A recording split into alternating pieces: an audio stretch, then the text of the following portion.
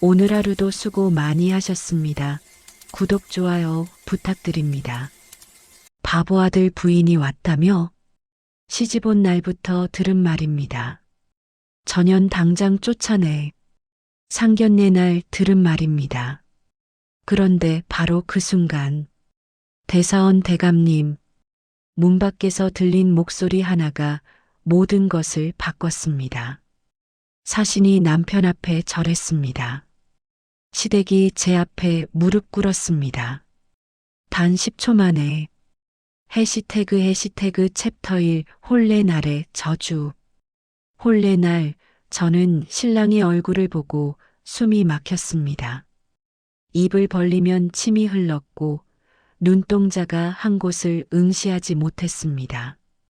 바보였습니다. 진짜 바보였습니다. 중매쟁이가 말했습니다. 종갓집이옵니다만 서방님께서 조금 모자라십니다. 아니었습니다. 초례상 앞에서 절을 하다가 넘어졌습니다. 하객들이 킥킥거렸습니다. 아이고, 저 꼴 좀 봐라. 양반과 규수가 팔자가 사나워도 유분수지. 저는 그때 알았습니다. 이 혼인이 제 인생의 끝이라는 것을. 부모님은 저를 쳐다보지도 못했습니다. 몰락한 양반가의 딸. 먹고 살 길이 막막했던 저에게 이 혼담은 유일한 희망이었습니다.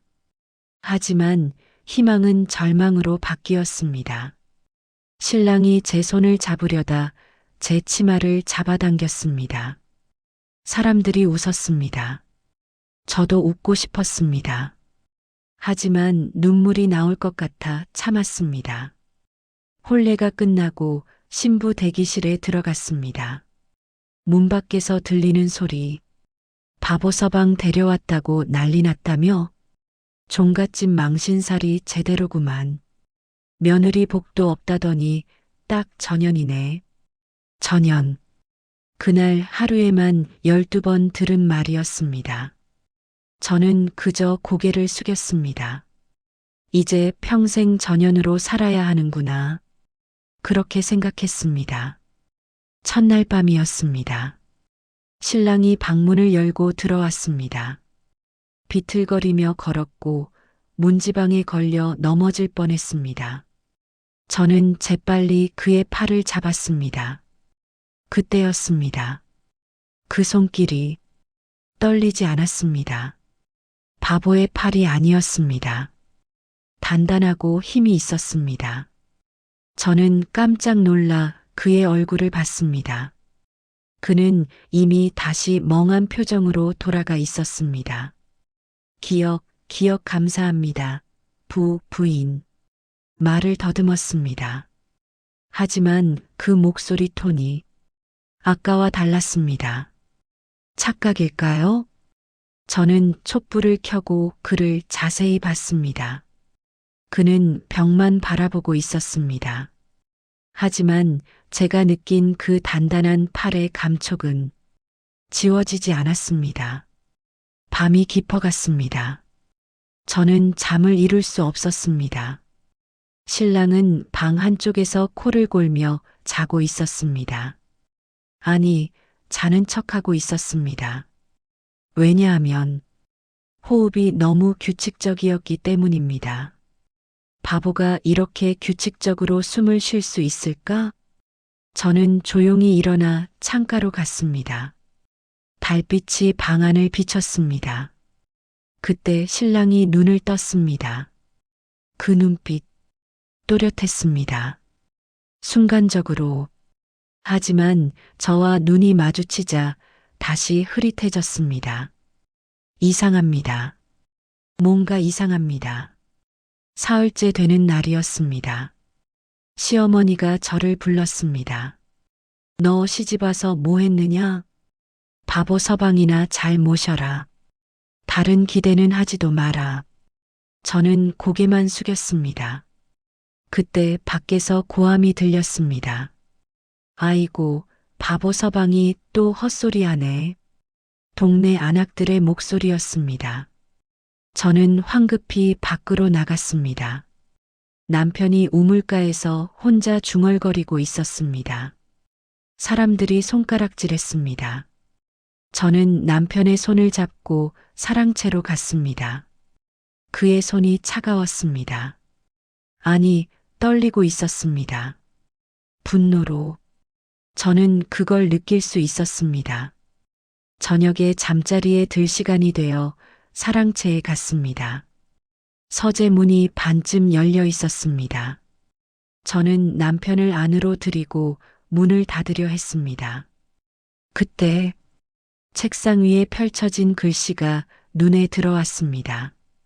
저는 숨이 멎었습니다.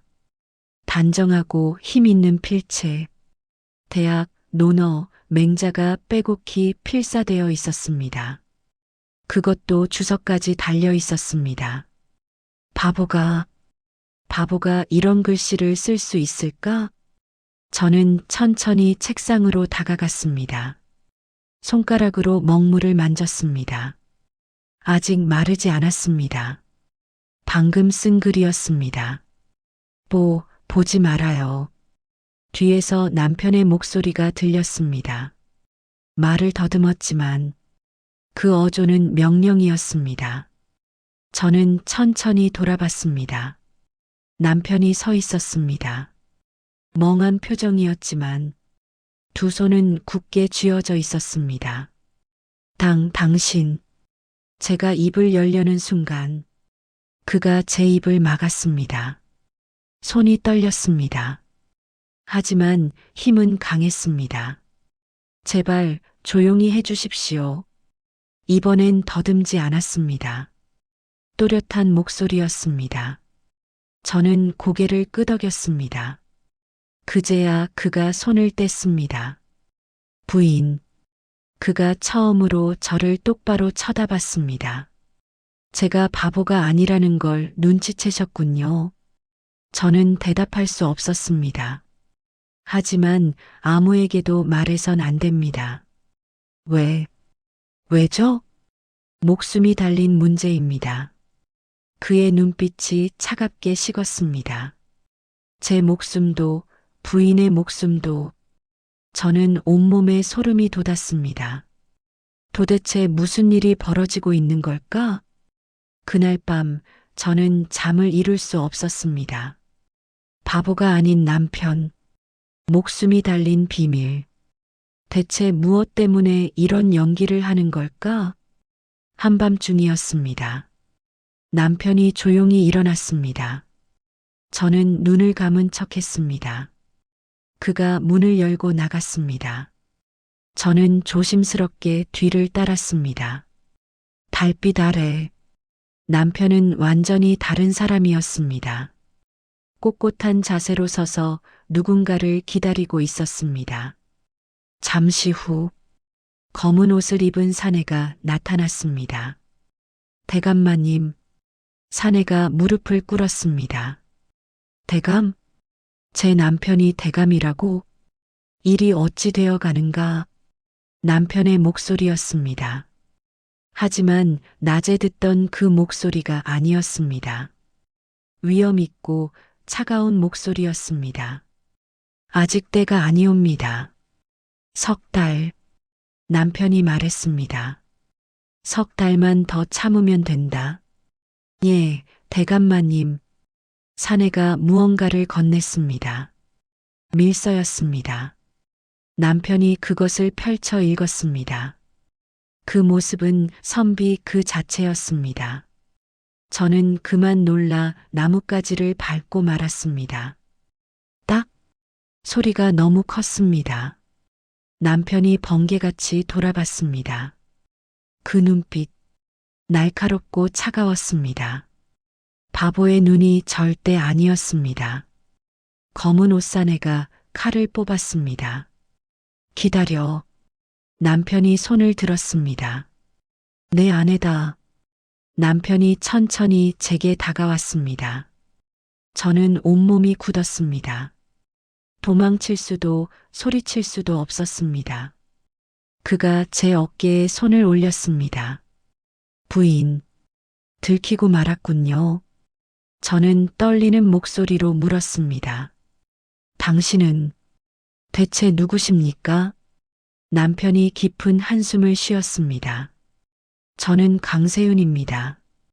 과거 급제 후 병조 정랑까지 올랐던 사람입니다. 하지만 당쟁에 휘말려 죽을 뻔했습니다. 저는 숨을 죽였습니다. 그래서 미친 사람, 바보 행세를 하며 목숨을 보전했습니다. 3년째입니다. 그럼 왜 저와 혼인을? 부인네 아버지께서 저를 숨겨주셨습니다. 은인이십니다. 혼담은 그 은혜를 갚기 위함이었습니다. 저는 아무 말도 할 수 없었습니다. 아버지가 이런 비밀을 숨기고 계셨다니. 석 달. 남편이 제 두 손을 잡았습니다. 석 달만 더 기다려 주십시오. 석 달 뒤면 모든 것이 달라집니다. 임금께서 직접 저를 부르실 것입니다. 그때까지만 부디 저를 바보로 대해 주십시오. 저는 고개를 끄덕였습니다. 하지만 마음속으로는 수많은 질문이 꼬리를 물었습니다. 석 달 뒤에 무슨 일이 벌어진다는 걸까? 임금이 직접 부른다고? 그리고 왜 하필 저에게만 진실을 말한 걸까? 남편이 말했습니다. 부인만이 저를 사람으로 대해주셨습니다. 첫날 밤 물 한 잔 건네주신 것, 우물가에서 제 손을 잡아주신 것, 저는 다 기억합니다. 그의 눈빛이 촉촉했습니다. 고맙습니다. 저는 그제야 깨달았습니다. 이 사람이 얼마나 외로웠을지, 3년 동안 바보 행세를 하며 얼마나 힘들었을지, 제가 지켜드리겠습니다. 제가 말했습니다. 석 달이든 3년이든 당신의 비밀을 지켜드리겠습니다. 남편이 처음으로 웃었습니다. 진짜 웃음이었습니다. 고맙습니다, 부인. 그날 밤, 저는 단순한 며느리에서 공범자가 되었습니다.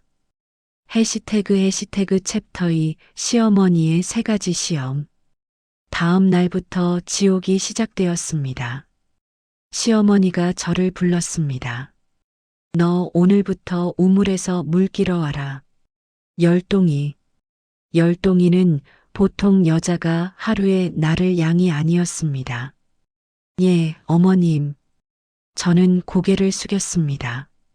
시작이었습니다. 첫 번째 시험이. 첫째 시험 물동이 10개.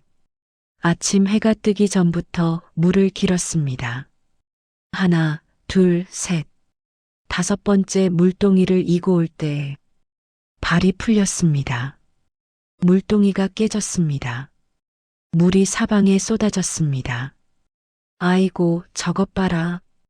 바보 서방 아내는 일도 못하네. 동네 안악들이 손가락질했습니다. 저는 깨진 물동이를 주우며 눈물을 참았습니다. 그때였습니다. 누군가 제 등을 톡톡 두드렸습니다. 돌아보니 남편이었습니다. 멍한 표정으로 서서 허공을 보고 있었습니다.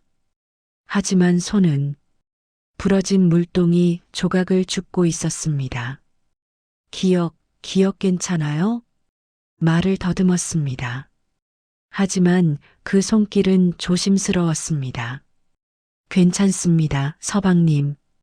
저는 그의 손을 꼭 잡았습니다.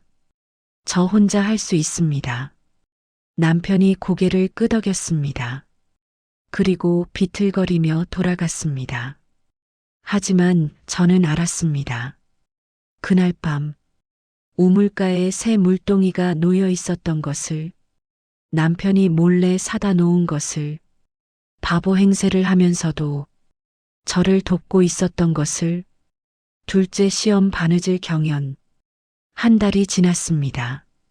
시어머니가 또 시험을 냈습니다.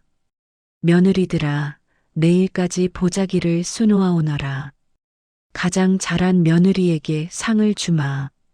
동서 셋이 저를 비웃었습니다. 바보 서방 아내가 뭘 할 수 있겠어? 저는 아무 말 없이 바느질을 시작했습니다. 하지만 제 솜씨는 서툴렀습니다. 양반가에서 자랐지만 바느질은 늘 하인들이 했기 때문입니다. 밤이 깊어갔습니다. 손가락에서 피가 났습니다. 바늘에 찔린 상처였습니다. 저는 눈물을 흘리며 바느질을 계속했습니다. 그때 문이 조용히 열렸습니다. 남편이었습니다. 비읍, 바느질 하세요? 예.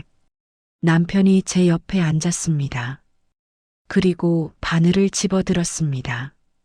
어떻게? 놀랍게도 남편의 손놀림이 능숙했습니다. 바보가 아니었습니다. 선비가 바느질을 이응, 옛날에 비읍 배웠어요. 남편이 말했습니다. 하지만 저는 알았습니다. 이것도 거짓말이라는 것을. 다음 날 아침, 보자기가 완성되어 있었습니다. 선명한 매화가 수놓아져 있었습니다. 시어머니가 보자기를 보고 놀랐습니다. 이게 내가 한 것이냐? 예, 어머님. 동서들이 질투하는 눈빛으로 봤습니다. 하지만 저만 알았습니다. 밤새 남편이 대신 술을 놓아주었다는 것을, 바보 행세를 하면서도 저를 위해 밤을 새웠다는 것을. 셋째 시험 종친의 질문. 2달째 시어머니의 마지막 시험이 왔습니다. 다음 주에 종친회가 있다. 거기서 며느리들의 교양을 시험할 것이다. 저는 식은땀이 났습니다. 종친 어른들 앞에서 시험이라니. 사서삼경 중 한 구절을 외워야 한다. 동서들이 웃었습니다. 바보 서방 아내가 그를 알긴 알아? 저는 알고 있었습니다. 하지만 암송까지는 자신이 없었습니다. 일주일 내내 책을 붙들고 있었습니다. 하지만 머리에 들어오지 않았습니다. 걱정이 태산이었습니다. 그날 밤 남편이 제 방에 들어왔습니다. 비읍, 뭐 읽으세요? 논어요. 니은, 논어요? 지읒, 제가 알려드릴까요? 남편이 책을 펼쳤습니다. 그리고 한 구절 한 구절 또박또박 읽었습니다. 더듬지 않았습니다. 완벽한 발음이었습니다. 자, 따라 해보세요. 저는 남편을 따라 암송했습니다. 그의 설명은 명쾌했습니다. 어느 선비보다 뛰어났습니다. 밤새 우리는 책을 읽었습니다. 저는 그때 느꼈습니다. 이 사람이 얼마나 큰 인물인지. 종친회 전날, 저는 너무 불안해서 점을 보러 갔습니다. 동네 점쟁이는 유명했습니다. 며느리가 왔구먼. 점쟁이가 저를 보더니 놀란 표정을 지었습니다. 허허, 이게 무슨 운이냐? 무슨 말씀이신지. 부인, 근심 붙들지 마시오. 서방님은 바보가 아니라 큰 용이시오. 저는 깜짝 놀랐습니다. 어떻게 알았을까? 3달 안에 용이 하늘로 오를 것이오. 그때 부인도 함께 오르게 될 것이오. 하지만 조심하시오. 용이 오르기 전에는 절대 비밀을 지켜야 하오. 점쟁이의 눈빛이 심상치 않았습니다. 집으로 돌아오는 길, 저는 점쟁이의 말을 곱씹었습니다. 3달, 남편도 3달이라고 했습니다. 용이 하늘로 오른다. 그게 무슨 뜻일까? 혹시 관직에 오른다는 뜻일까? 하지만 바보로 알려진 사람이 어떻게? 그날 밤 꿈을 꾸었습니다. 큰 용 한 마리가 땅에서 기어다니고 있었습니다. 사람들이 용을 보고 웃었습니다. 저것 봐라, 날지도 못하는 용이라니. 하지만 갑자기 용이 하늘로 치솟았습니다. 먹구름을 뚫고 올라갔습니다. 그리고 비를 내렸습니다.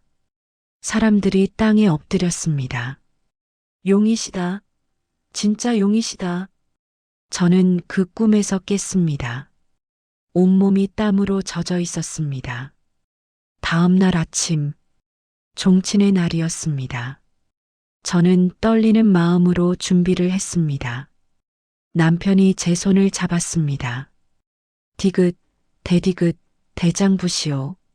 말을 더듬었지만 그 손에 힘이 실렸습니다. 걱정 마시오. 이번엔 또렷했습니다. 제가 지켜드리겠소. 그 눈빛을 보는 순간 저는 알았습니다. 오늘 뭔가 큰 일이 벌어질 것이라는 것을, 석 달이 거의 다 되어 간다는 것을, 곧 모든 것이 드러날 것이라는 것을, 종친회로 향하는 길, 까치 3마리가 울었습니다. 혼례 날과 똑같았습니다. 저는 가슴이 두근거렸습니다. 점쟁이의 말이 맞을까? 남편이 정말 하늘로 오를까? 아니면 이 모든 게 꿈일까? 저는 남편의 손을 꼭 잡았습니다. 그의 손이 따뜻했습니다. 진짜였습니다. 이 모든 것이 진짜였습니다. 해시태그 챕터 3 상견례 전야. 종친회가 열리는 사랑채에 도착했습니다. 이미 어른들이 빼곡히 앉아 계셨습니다. 시어머니가 저를 쏘아봤습니다. 바보 서방 아내, 앞으로 나와라. 저는 떨리는 다리로 앞으로 나갔습니다. 동서 셋이 먼저 시험을 받았습니다. 모두 막힘없이 대답했습니다. 종친 어른들이 고개를 끄덕였습니다. 이제 제 차례였습니다. 논어 중 하기 시습지 9절을 외워보거라. 종친 어른이 물었습니다. 저는 심호흡을 했습니다. 남편이 가르쳐준 대로 암송했습니다. 하기 시습지 불영여로 배우고 때때로 익히니 또한 기쁘지 아니한가. 완벽했습니다. 종친 어른들이 놀란 표정을 지었습니다. 오호, 바보 서방 아내가 글을 아는구나. 시어머니도 놀란 듯 했습니다. 하지만 시험은 끝나지 않았습니다. 그럼 뜻을 설명해 보거라. 이건 외운 것만으론 안 되었습니다. 해석을 해야 했습니다. 저는 당황했습니다. 그때 뒤에서 남편의 목소리가 들렸습니다. 아주 작게, 시옷, 선비의 디귿, 도리. 저는 재빨리 대답했습니다. 선비의 도리는 배움에 있고 배움은 실천에 있습니다. 완벽한 답이었습니다. 종친 어른들이 박수를 쳤습니다. 훌륭하구나. 저는 뒤를 돌아봤습니다. 남편이 멍한 표정으로 서 있었습니다. 하지만 입가에 미소가 어렸습니다. 시험이 끝나고 뒤뜰로 나왔습니다. 동서들이 저를 둘러쌌습니다. 너 어떻게 그런 답을 했어? 설마 누가 도와준 거 아니야? 바보 서방이 도와줬다고? 말도 안 돼. 저는 아무 말도 하지 않았습니다. 그저 웃었습니다. 동서들이 화가 났습니다. 너 잘난 척하지 마. 어차피 바보 서방 아내잖아. 평생 웃음거리야. 그때 큰 동서가 제 치마를 잡아당겼습니다. 이것 봐. 내가 아무리 잘해도 소용없어. 내일 상견례 때 내 서방이 망신당할 테니까. 그럼 너도 끝이야. 상견례. 내일이 바로 그날이었습니다. 석 달이 거의 다 되어가는 날. 남편이 말했던 그날. 저는 가슴이 철렁했습니다. 과연 무슨 일이 벌어질까? 그날 밤, 저는 남편에게 물었습니다. 서방님, 내일이면 석 달입니다. 남편이 고개를 끄덕였습니다. 그럼 정말로 무슨 일이 일어나나요? 남편이 처음으로 제 눈을 똑바로 쳐다봤습니다. 더듬지 않았습니다. 내일 상견례 때 임금의 사신이 올 것이요. 저를 데리러. 저는 숨을 죽였습니다. 사원부 대사원직에 임명되었소. 3년 만에 복직하는 것이요. 그럼 바보 행세는 끝나는 건가요? 그렇소. 남편이 제 손을 잡았습니다. 내일이면 모든 게 드러나오. 그동안 부인을 힘들게 해서 미안하오. 하지만 이제 제가 부인을 지킬 수 있소. 저는 눈물이 났습니다. 기쁨의 눈물이었습니다. 하지만 한 가지 걱정이 있소. 무엇인가요? 시댁 어른들의 반응이요.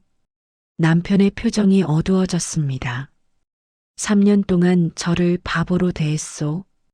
부인을 학대했소. 내일 그 대가를 치르게 될 것이요. 저는 남편의 손을 꼭 잡았습니다.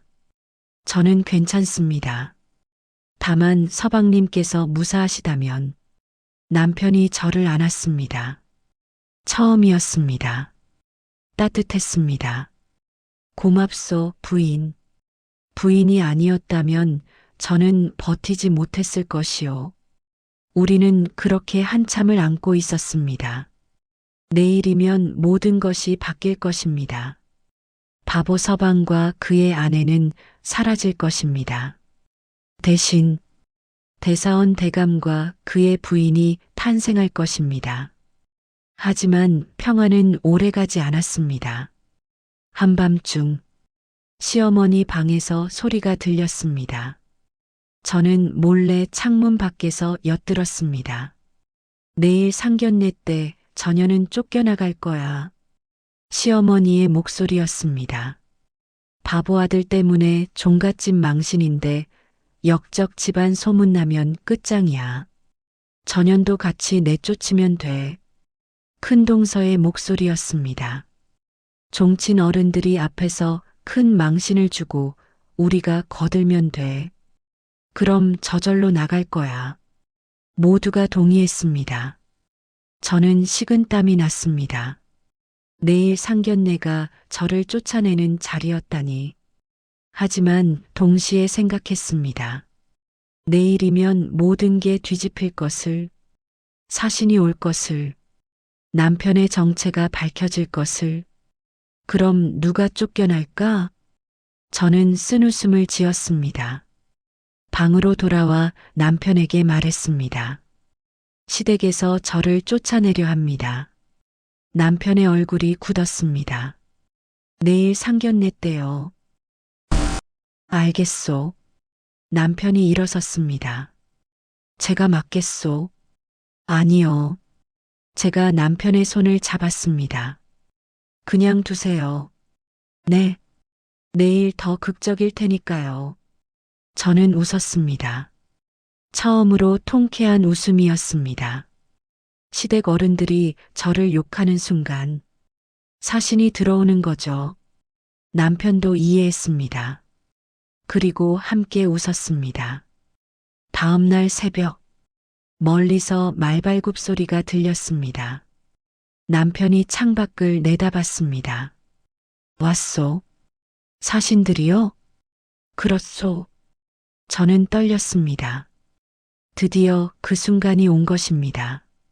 3년을 기다린 순간이, 석 달을 참은 순간이, 남편이 제 손을 잡았습니다. 준비되셨소? 예. 오늘부터 부인은 대감 부인이요. 예. 두렵지 않으시오? 아니요. 저는 남편을 똑바로 봤습니다. 서방님과 함께라면. 남편이 미소 지었습니다. 진짜 미소였습니다. 그럼 가시죠. 상견례에. 우리는 손을 잡고 사랑채로 향했습니다. 사람들이 모여 있었습니다. 종친 어른들이 엄숙한 표정으로 앉아 계셨습니다. 시어머니가 저를 노려봤습니다. 드디어 시작될 것입니다. 제 인생의 가장 극적인 순간이 챕터4 역전의 상견례. 상견례가 시작되었습니다. 종친 어른들이 상석에 앉았습니다. 시댁 식구들이 양쪽에 늘어섰습니다. 저와 남편은 가운데 무릎을 꿇었습니다. 종친 어른이 입을 열었습니다. 오늘 이 자리는 목소리가 떨렸습니다. 우리 종가의 수치를 씻는 자리입니다. 다른 종친 대어른이 말했습니다. 무슨 말이냐? 바로 이 며느리 때문입니다. 종친 어른이 저를 가리켰습니다. 바보 아들 때문에 힘든데 역적 집안 딸이 와서 집안을 망쳤습니다. 그래서 오늘 쫓아내려 합니다. 저는 고개를 숙였습니다. 시작되었습니다. 예상대로 큰 동서가 나섰습니다. 전혀는 버릇도 없습니다. 시어머니께 대들고 집안일도 제대로 못합니다. 저희한테도 많이 대듭니다. 집안의 법도가 무너지고 있습니다. 둘째 동서도 거들었습니다. 맞아요. 전현 때문에 우리 집안이 웃음거리가 됐어요. 종친 어른들이 고개를 끄덕였습니다. 그래, 바보 서방은 어디 있느냐? 남편이 고개를 들었습니다. 멍한 표정으로. 이응, 여기 있습니다. 종친 어른들이 한숨을 쉬었습니다. 저것 좀 봐라. 말도 제대로 못하는구나. 종가 어른이 상을 내리쳤습니다. 이게 무슨 꼴이냐? 바보 아들의 역적 딸이라니. 우리 종가 체면이 이 모양이구나. 다른 종친 어른들도 동조했습니다. 이건 안 되겠어. 며느리를 내보내야겠다. 바보 서방도 함께. 저는 숨을 죽였습니다. 곧입니다. 곧 사신이 올 것입니다. 시어머니가 저를 향해 손가락질했습니다. 전혀는 무슨 팔자가 저리도 사납노? 당장 이 집에서 나가. 너 같은 며느리는 필요 없다. 저는 고개를 숙인 채 아무 말도 하지 않았습니다. 시어머니가 더 흥분했습니다. 듣고 있어, 이년아. 당장 짐 싸서 나가라고. 그 순간이었습니다. 똑똑똑. 문 밖에서 노크 소리가 들렸습니다. 모두가 멈췄습니다. 누구냐?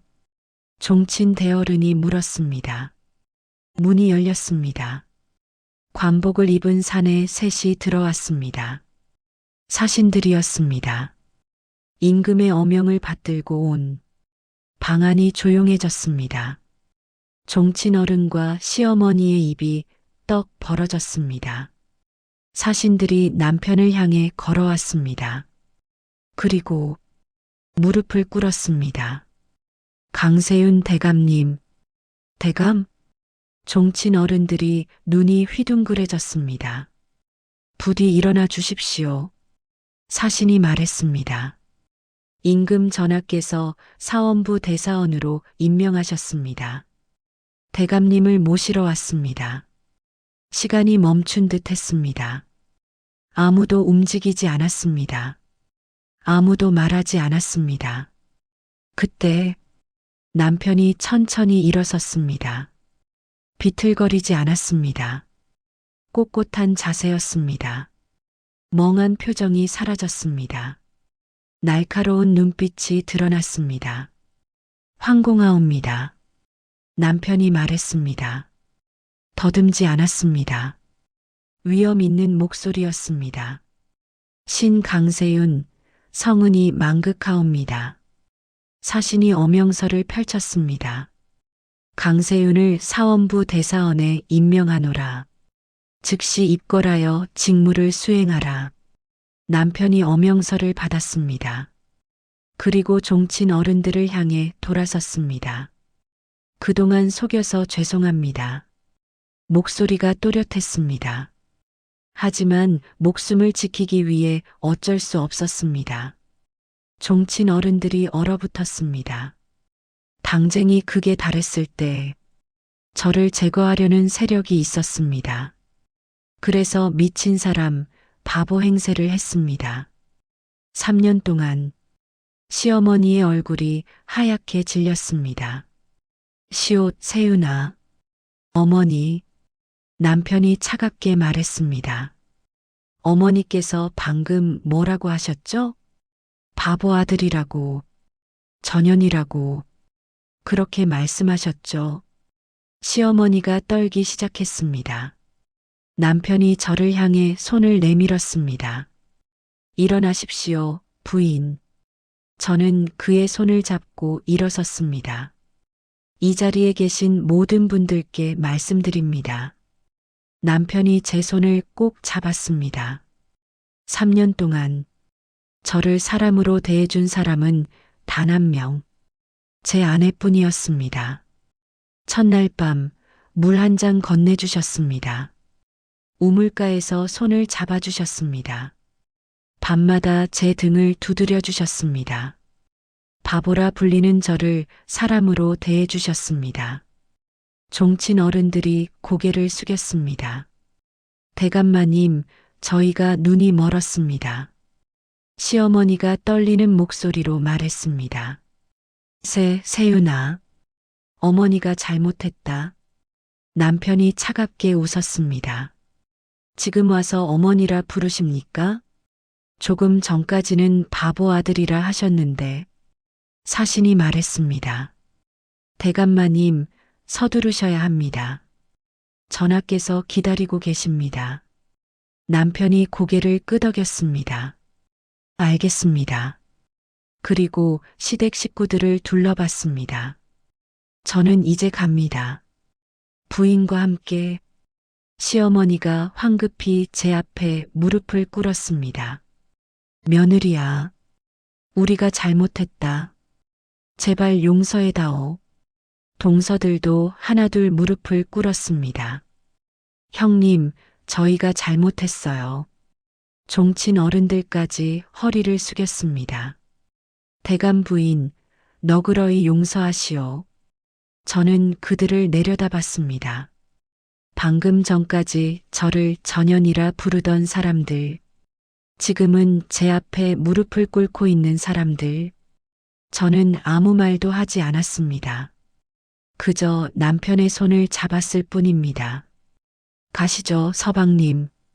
예, 부인. 우리는 사랑채를 나섰습니다.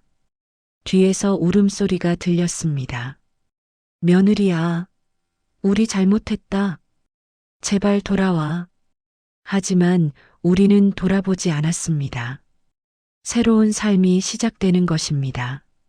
문을 나서자 까치 3마리가 날아올랐습니다. 홀레날 봤던 그 까치들. 점쟁이가 말했던 길조. 까치가 3마리네요. 제가 말했습니다. 길조입니다. 남편이 웃었습니다.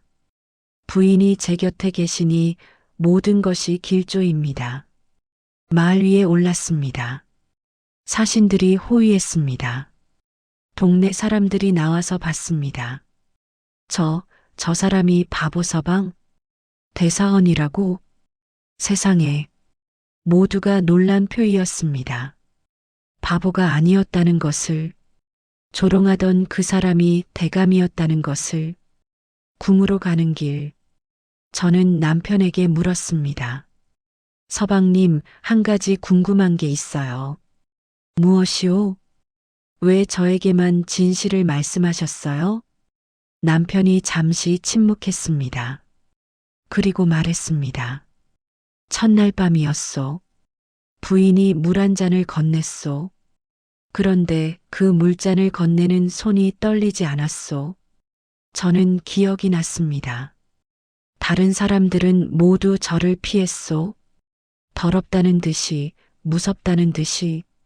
하지만 부인은 달랐소. 따뜻한 눈빛으로 저를 봐주셨소. 그날 밤 저는 깨달았소. 이 사람이라면 믿을 수 있겠다고. 이 사람이라면 함께할 수 있겠다고. 저는 눈물이 났습니다. 그래서 부인께 진실을 말했소. 그리고 부인은 저를 지켜주셨소. 남편이 제 손을 잡았습니다. 고맙소, 부인. 부인이 아니었다면 저는 버티지 못했을 것이오. 챕터 5 권선징악. 궁궐에 도착했습니다. 임금이 직접 나오셨습니다. 강경이 왔는가? 임금의 목소리가 따뜻했습니다. 남편이 무릎을 꿇었습니다. 신강세윤, 성은이 망극하옵니다. 경의 충정을 짐이 잘 알고 있노라. 3년 동안 고생이 많았다. 임금이 저를 보셨습니다. 이분이 경의 부인인가? 그러하옵니다. 수고가 많았소. 임금이 저에게 말씀하셨습니다. 부인이 없었다면 경이 버티지 못했을 것이요. 저는 고개를 숙였습니다. 황공하옵니다, 전하. 임금이 말씀하셨습니다. 세윤의 부인에게 정경 부인 품계를 내리노라. 정경 부인, 조선 최고의 부인 품계였습니다. 또한 한양 안국동 한옥을 하사하노라. 경이 마음 편히 일할 수 있도록 남편이 감사 인사를 올렸습니다. 성은이 망극하옵니다. 궁궐을 나왔습니다. 우리에게 주어진 한옥은 아름다웠습니다. 넓은 마당에 연못이 있었습니다. 이제 여기가 우리 집이요. 남편이 말했습니다. 정말 꿈만 같아요. 제가 울먹였습니다. 꿈이 아니요. 남편이 저를 안았습니다. 이제 시작이요. 한 달이 지났습니다. 어느 날 문 앞에 누군가 왔습니다. 시어머니와 시댁 식구들이었습니다. 모두 초라한 모습이었습니다. 며느리야. 시어머니가 울먹였습니다. 우리 좀 살려다오. 남편이 차갑게 말했습니다. 무슨 일이십니까? 종가가 망했다. 시어머니의 목소리가 떨렸습니다. 내가 대사원이 되고 나서 종친들이 등을 돌렸다. 너를 바보라 놀렸던 것 때문에 이제 아무도 우릴 거들떠보지 않는다. 큰동서가 무릎을 꿇었습니다. 형님, 제발 도와주세요. 우리가 잘못했어요. 둘째 동서, 셋째 동서도 울었습니다. 형님, 우리 살려주세요. 저는 그들을 봤습니다. 예전에 저를 전현이라 부르던 사람들, 지금은 형님이라 부르는 사람들. 남편이 제게 물었습니다. 부인, 어떻게 하시겠소? 저는 잠시 생각했습니다. 이 사람들을 용서해야 할까? 아니면 그냥 내쫓아야 할까? 그때 시어머니가 말했습니다. 며느리야, 우리가 정말 잘못했다. 그때는 정신이 없었다. 바보 아들 때문에 창피했다. 하지만 이젠 안다. 내가 얼마나 힘들었을지. 저는 한숨을 쉬었습니다. 어머님, 예, 며느리야. 제가 힘들었던 건 바보 서방 때문이 아니었어요. 시어머니가 고개를 들었습니다. 시댁 식구들의 멸시 때문이었어요. 전현이라는 말 때문이었어요. 시어머니가 울기 시작했습니다. 미안하다, 며느리야. 정말 미안하다. 남편이 제 어깨에 손을 올렸습니다. 결정은 제 몫이었습니다. 저는 천천히 입을 열었습니다. 들어오세요. 네. 일단 들어오세요. 시댁 식구들이 놀란 표정을 지었습니다. 하지만 조건이 있습니다. 교훈일 겉모습으로 판단하지 말 것. 첫째, 저는 단호하게 말했습니다. 다시는 사람을 겉모습으로 판단하지 마세요. 바보라고 쓸모없다고 그렇게 함부로 말하지 마세요. 시어머니가 고개를 끄덕였습니다. 알겠다, 며느리야. 둘째, 서방님께 사과하세요. 진심으로. 시어머니가 남편 앞에 무릎을 꿇었습니다. 세윤아, 어미가 잘못했다. 너를 바보라 불러서 미안하다. 너를 아들로 대하지 못해서 미안하다. 남편의 눈가가 붉어졌습니다. 일어나세요, 어머니. 어머니는 어머니입니다. 동서들도 하나씩 사과했습니다. 형님, 저희가 잘못했어요. 형님을 괴롭혀서 미안해요. 저는 그들을 일으켰습니다. 이제 됐어요. 다 지난 일이에요. 시어머니가 저를 꼭 안았습니다. 고맙다, 며느리야. 내가 정말 큰 사람이구나. 교훈이 어려울 때 베푼 정. 식사 자리가 마련되었습니다. 시댁 식구들이 맛있게 먹었습니다. 한참 후 시어머니가 말했습니다. 며느리야, 한 가지 물어도 되겠니? 말씀하세요, 어머님. 어떻게 우리를 용서할 수 있었니? 우리가 그렇게 너를 괴롭혔는데. 저는 잠시 생각했습니다. 그리고 대답했습니다. 제 어머니께서 말씀하셨어요. 어려울 때 베푼 정은 반드시 돌아온다고. 저도 어려웠어요. 바보 서방의 아내로 살 때. 하지만 서방님께서 저를 지켜주셨어요. 그 은혜를 갚고 싶었어요. 그래서 어머님들도 용서하기로 했어요. 어머님들도 어려우실 테니까. 시어머니가 또 울었습니다. 고맙다, 며느리야. 내가 우리 집안의 기둥이구나. 저는 미소 지었습니다. 아니에요, 어머님. 가족이니까요. 며칠 후, 동네에 소문이 퍼졌습니다. 바보 서방이 대사원이 되었다는, 그 아내가 정경 부인이 되었다는. 사람들이 몰려왔습니다. 대감 부인, 저희가 잘못했습니다. 그때는 몰랐습니다. 우물가에서 저를 비웃던 안악들이었습니다. 저는 그들을 봤습니다. 예전에 바보 서방은 어디 갔노?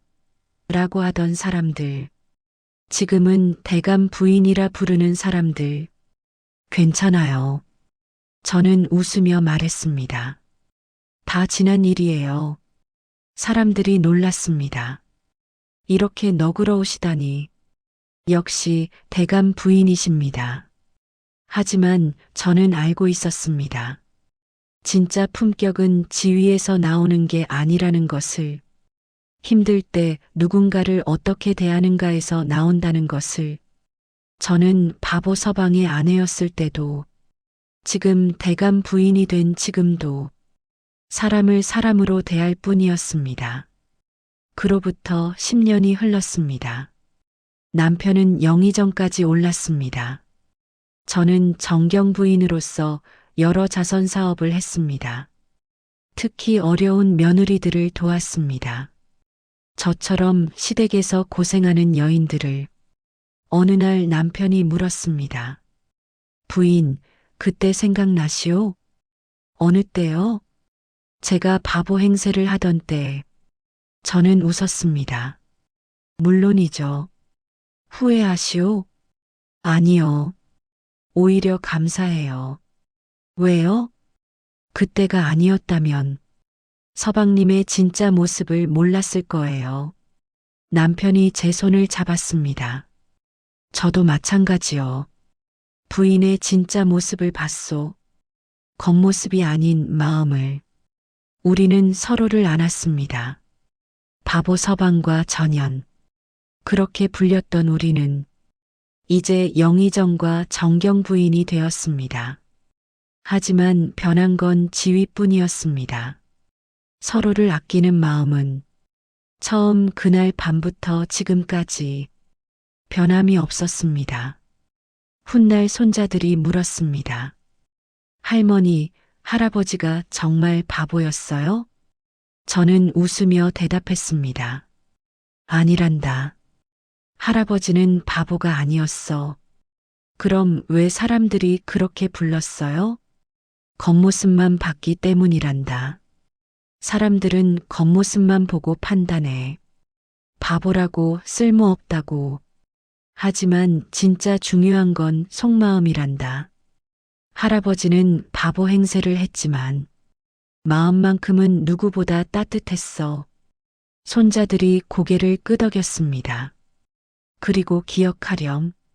사람을 대할 때는 지위나 겉모습을 보지 말고 그 사람의 마음을 봐야 한다.